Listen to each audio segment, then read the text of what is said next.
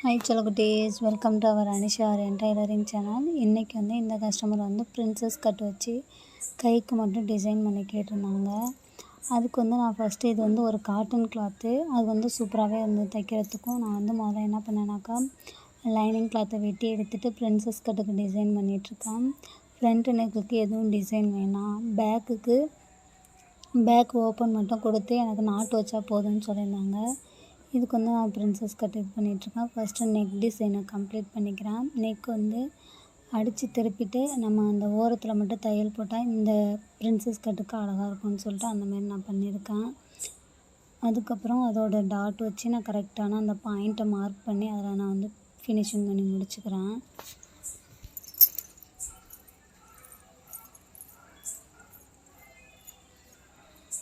அதன் பிறகு நான் முடித்ததுக்கப்புறம் கீழே நான் மடக்கி அடித்து தையடிச்சுக்கிறேன்.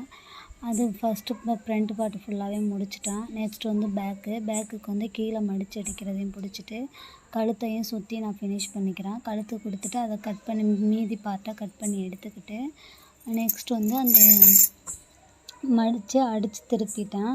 இதில் பேக்கில் நம்ம அந்த துணி பட்டு துணி, அந்த பட்டு துணியை மட்டும் கொஞ்சம் கீழே வரா மாதிரி நான் அப்படியே வச்சு டிசைன் பண்ணிக்கிட்டேன். மற்றபடி எல்லாமே ஃபினிஷ் பண்ணிவிட்டு அப்படியே ஓர தையல் போட்டு எக்ஸ்ட்ரா இருக்க பீஸ் எல்லாத்தையுமே கட் பண்ணி எடுத்துட்றேன். கட் பண்ணி எடுத்ததுக்கப்புறம் நம்ம ஷோல்டருக்கு நேராக பிடிக்கிற டாட் பிடிச்சிட்டு அதை ஃபினிஷ் பண்ணிட்டேன். இப்போ கைக்கு முக்கோணம் கீழே முக்கோண ஷேப் வரணும்னு சொல்லி கேட்டிருந்தாங்க. அந்த முக்கோணத்துக்கு நம்ம அந்த பட்டு துணியை எடுத்து அதில் நான் ஃப்ரில் டிசைன் மாதிரி கொடுக்கலாம் அப்படின்னு சொல்லிட்டு நான் மடித்து தைச்சேன்.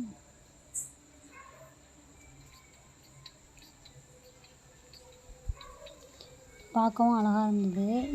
இது ஃபுல்லாக காட்டன்றனால காட்டனுக்கு நடுவில் பட்டு துணி கொடுக்கும்போது நல்லா இருந்தது. இந்த மாதிரி ஒரு ப்ளவுஸ் நீங்கள் ட்ரை பண்ணி பாருங்கள், எப்படி இருக்குன்னு சொல்லிட்டு கீழே கமெண்ட் பண்ணுங்கள்.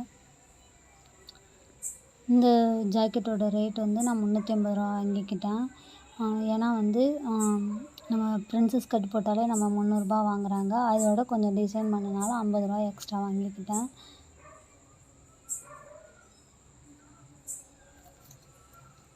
இந்த முக்கோணத்துக்கு முக்கோணம் நடுவில் வைக்கிறதுக்காக நான் அதை ஃபுல்லாகவே அந்த டிசைன் பண்ணி நான் எடுத்துக்கிறேன். அதை எடுத்ததுக்கப்புறம் கை பீஸ்க்கு கைக்கு நடுவில் கொடுத்தா அந்த முக்கோண ஷேப்புக்கு மடித்து தைச்சிட்டு அதன் பிறகு நான் முக்கோண டிசைனை அதில் கொடுத்து ஃபினிஷ் பண்ணிக்கிறேன்.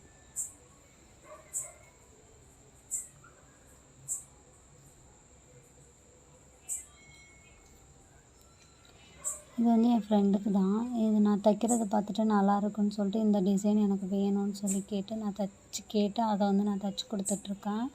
அதேமாரி ஒரு காட்டன் சுடிதார் கொடுத்து தைக்க சொல்லியிருந்தாங்க. சுடிதார்னால் சாரியை கன்வெர்ட் பண்ணி ரெண்டுமே போட்டு பார்த்துட்டு சூப்பராக இருக்குது, எல்லாமே ஃபிட்டிங்லாம் சூப்பராக இருக்குது அப்படின்னு சொல்லிட்டு சொல்லியிருந்தாங்க.